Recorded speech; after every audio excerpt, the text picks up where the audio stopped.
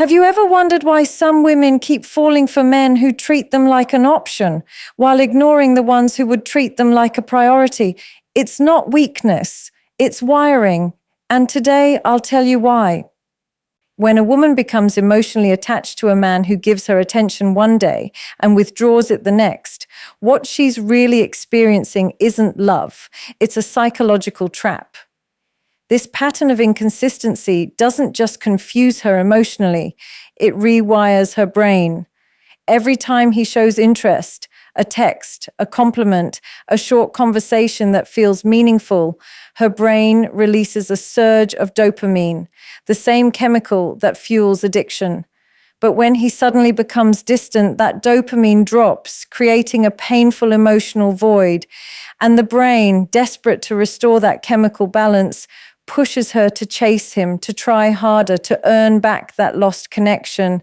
It's not conscious, it's not logical, it's neurological. She starts associating the man's inconsistent behavior with emotional reward. And before she even realizes it, she's caught in a cycle of craving and withdrawal that feels almost impossible to break. What makes this trap so powerful is the unpredictability. When attention and affection come at random, they create something psychologists call intermittent reinforcement. It's the same principle behind why slot machines are addictive. The brain becomes hooked not on the reward itself, but on the anticipation of it, the unpredictable hope that maybe this time something good will happen. Every message, every glance, every moment of warmth after cold silence becomes a hit of dopamine. She starts living for those brief highs, not realizing that the lows are deliberately keeping her emotionally dependent. The more uncertain the affection becomes, the more her brain values it. The inconsistency is what keeps her chasing. Over time, this emotional inconsistency trains her to link love with anxiety. She begins to believe that love is supposed to feel like waiting, wondering, hoping, and constantly proving her worth. Even when she recognizes that something isn't right, the emotional attachment feels stronger than logic. Her mind knows she deserves better, but her body, her chemistry, is addicted to the pattern. This is why many women find it difficult to walk away from emotionally unavailable men. It's not that they enjoy the pain. It's that their brains have been trained to mistake instability for passion, distance for depth, and inconsistency for mystery. The saddest part is that the more inconsistent the relationship becomes, the harder it is to detach. The emotional highs and lows start to feel like a form of intimacy. She convinces herself that the intensity must mean something special. When he pulls away, she doesn't see it as disinterest. She interprets it as a challenge to try harder, to win him over again. Her self-worth becomes tied to his approval. She begins to live in a constant state of emotional waiting for his message, his validation, his time. And in that waiting, she loses pieces of herself. The psychological trap turns love into a performance, connection into pursuit, and affection into a prize that feels forever just out of reach. When a man who has been distant suddenly gives a woman attention again, a message after days of silence, a compliment that feels sincere, a small gesture that hints he still cares, it can feel intoxicating. That moment of acknowledgement floods her with relief and warmth, convincing her that maybe he does value her after all. But what she's really feeling isn't love, it's the illusion of validation. Her mind interprets that small dose of affection as proof that her patience and emotional investment are finally paying off. After all the uncertainty, that one moment feels like a reward, not for who she is, but for enduring the pain he caused. She doesn't realize that this emotional relief is the hook that keeps her trapped because her heart has now linked inconsistency with worthiness.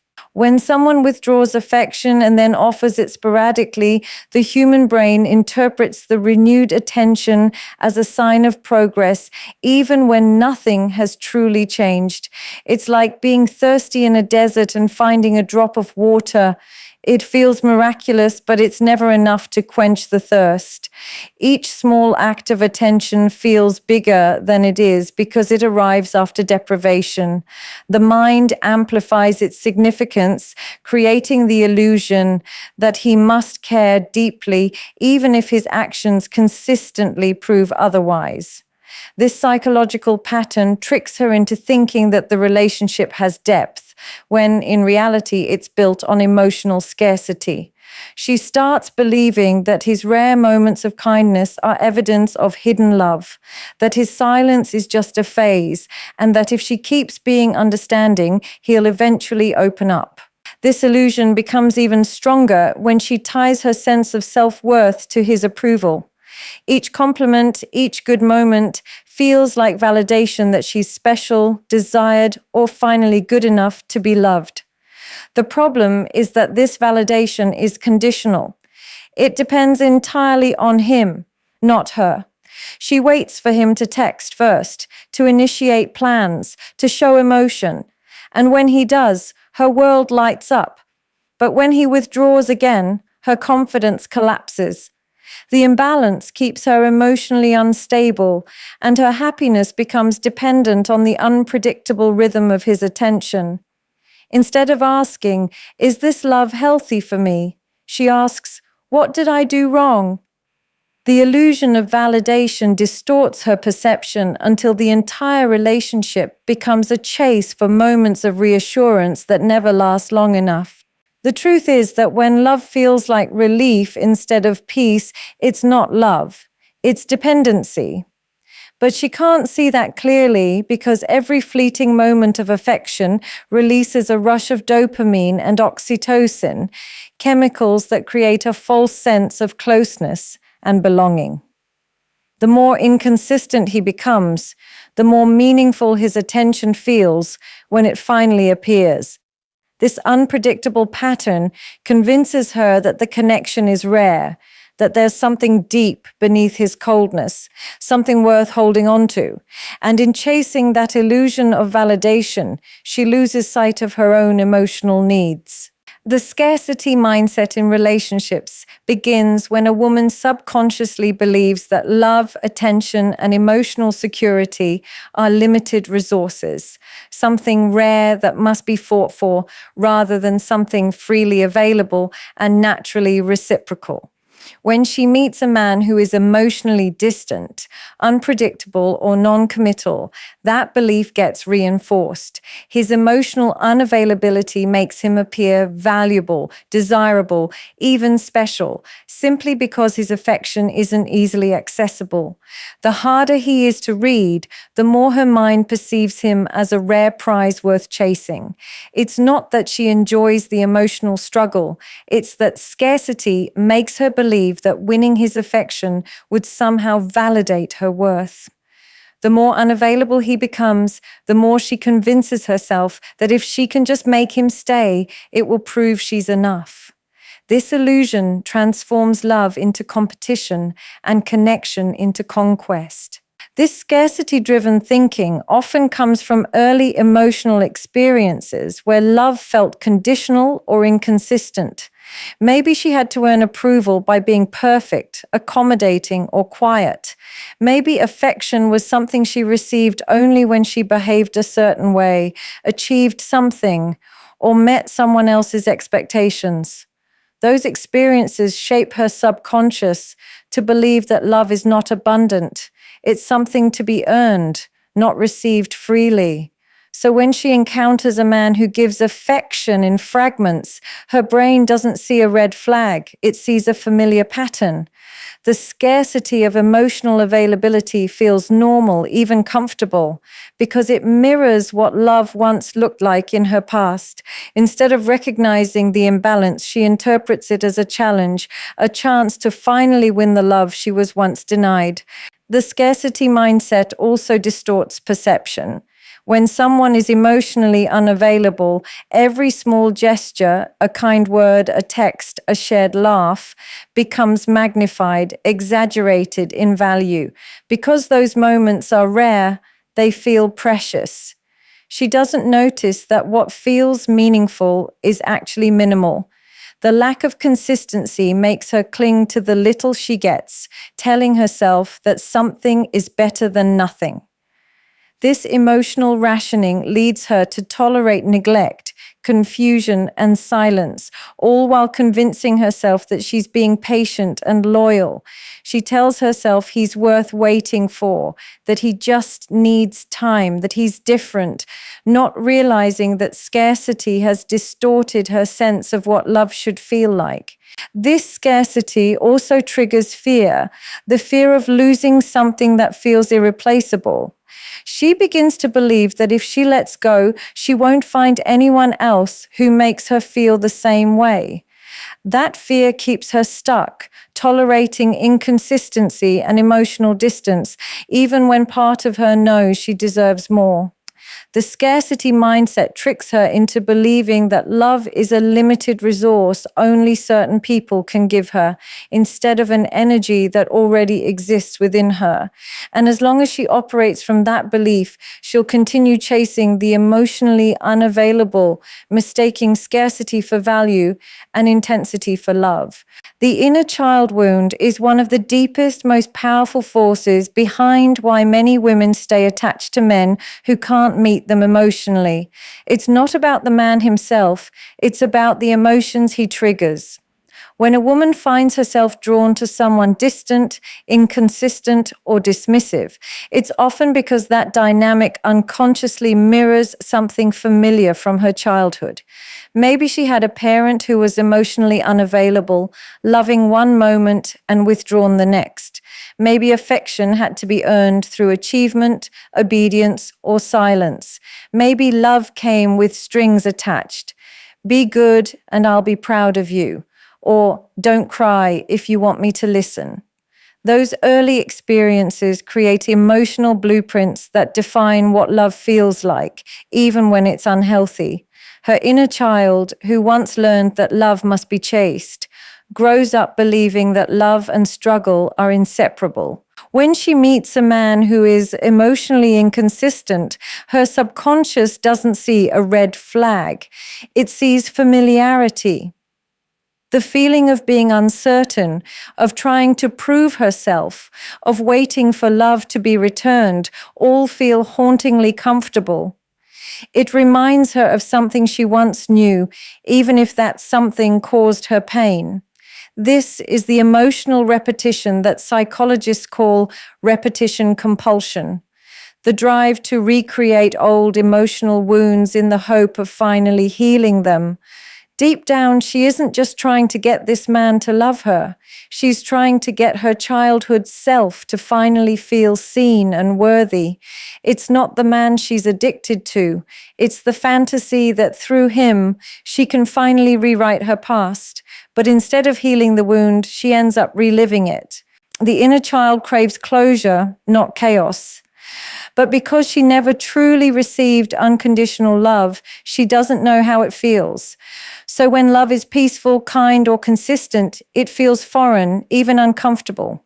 Her nervous system is so used to instability that safety feels suspicious. She might say she wants a kind man, yet when she meets one, she feels no spark, because her body associates love with tension, not calm.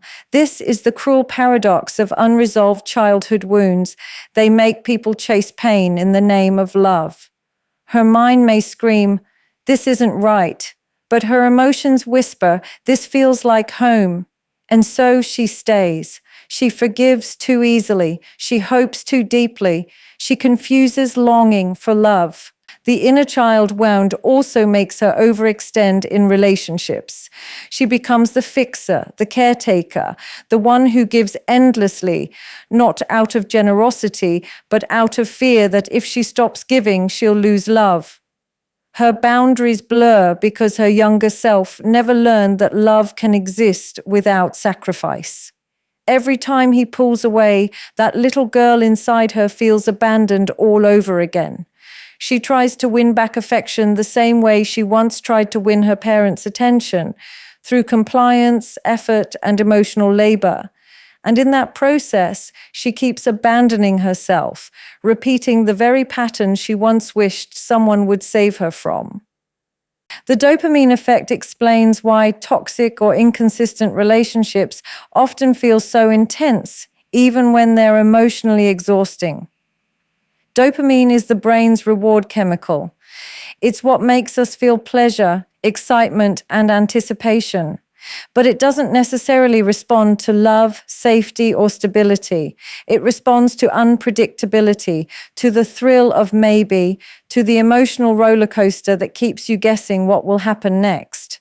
When a man gives mixed signals, one day warm, the next distant, your brain releases dopamine not only when he gives attention, but even more powerfully when you're waiting for it. The uncertainty itself becomes addictive. Each unanswered text, each sudden moment of affection, each unexpected compliment triggers a chemical response that feels like falling deeper in love. But what's really happening is that your brain is chasing the next dopamine hit. This is why many women describe toxic relationships as passionate or magnetic, because the emotional highs and lows mimic the patterns of addiction. When he withdraws, you feel panic, loss, and longing. When he returns, your body floods with relief and excitement. That emotional whiplash releases intense doses of dopamine, convincing you that what you're feeling is love. In reality, it's a chemical loop, the same process that keeps people hooked on gambling or social media. The brain starts to crave the unpredictable cycle more than it craves the person. You become addicted to the emotional tension, to the drama, to the rush of hope that maybe this time things will be different. And when the cycle repeats, you don't realize that it's not the man who's addictive. It's the chemical reaction he triggers. Over time, this pattern rewires the brain to associate love with chaos. You start mistaking peace for boredom and equating emotional stability with a lack of chemistry. Healthy love, which should feel calm and secure, suddenly feels flat compared to the intoxicating highs of inconsistent affection. Your nervous system, conditioned to expect emotional volatility, feels uneasy when things are steady. You might even find yourself self-sabotaging or pulling away from people who treat you well, simply because they don't activate that dopamine-driven excitement. It's not that you don't want love.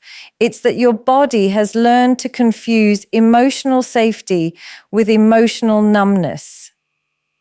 The absence of chaos feels unfamiliar, and your brain misinterprets it as a lack of passion. The cruel thing about the dopamine effect is that it convinces you that intensity equals intimacy. You start to believe that real love must feel like obsession, anxiety, or butterflies that never settle. But what's really happening is that your brain is stuck in a reward-seeking loop, chasing unpredictable validation from someone who withholds it. Each fleeting moment of closeness feels euphoric because it's followed by withdrawal, and that contrast heightens the pleasure. The more inconsistent he is, the more powerful the highs feel. And the more powerful those highs become, the harder it is to walk away, because your brain begins to equate emotional chaos with connection and sees calm, consistent love as something less exciting. The healing shift begins the moment a woman realizes that the pain she keeps calling love is actually a pattern, one that her mind, her emotions, and her body have been unconsciously repeating for years. It's not a sudden awakening. It's a quiet recognition that she is tired of being emotionally drained, tired of chasing people who give too little, tired of mistaking inconsistency for connection. Healing starts when she stops asking, "Why doesn't he love me the way I love him?" and begins asking, "Why do I keep accepting this kind of love?" That single shift in awareness changes everything because healing isn't about fixing him or making him stay. It's about learning to understand the deeper reasons why she keeps craving the very thing that hurts her. It's about breaking the emotional patterns that have kept her bonded to chaos and teaching herself that peace is not boring. It's safe. When a woman begins to heal, she starts noticing her triggers rather than reacting to them. She catches herself waiting for a text and realizes it's not just about the man, it's about her old need for reassurance. She starts recognizing that her anxiety after silence isn't proof of love. It's the echo of her younger self, who once believed that love could disappear at any moment. Healing is not about pretending to be strong or detached. It's about meeting those old wounds with honesty and compassion. She learns to soothe her own nervous system instead of relying on someone else's attention to calm her fears. She begins to create a sense of safety inside herself so that external inconsistency no longer feels like emotional danger. The healing shift also involves redefining what love actually means. For a long time, she may have equated intensity with intimacy, drama with passion, and unpredictability with excitement. But true healing helps her see that real love is not found in the highs and lows. It's found in consistency, clarity, and care. She starts to understand that emotional peace doesn't mean a lack of depth. It means the absence of fear. She begins to appreciate people who communicate openly, who show up, who don't make her question her worth every day. And at first, that calmness might feel strange or even uncomfortable because her body is used to chaos. But as she continues to heal, she starts to crave peace more than she craves adrenaline. With time, her boundaries strengthen. She no longer accepts crumbs just to feel wanted. She stops over-explaining, over-giving, or trying to prove her worth to people who don't value her. She learns to validate herself, to listen to her intuition, and to walk away from relationships that drain her spirit. Healing teaches her that she is not hard to love. She has just been offering her love to people incapable of receiving it. The healing shift is when she stops begging for love from the emotionally unavailable and starts nurturing the parts of herself that once believed she had to earn it.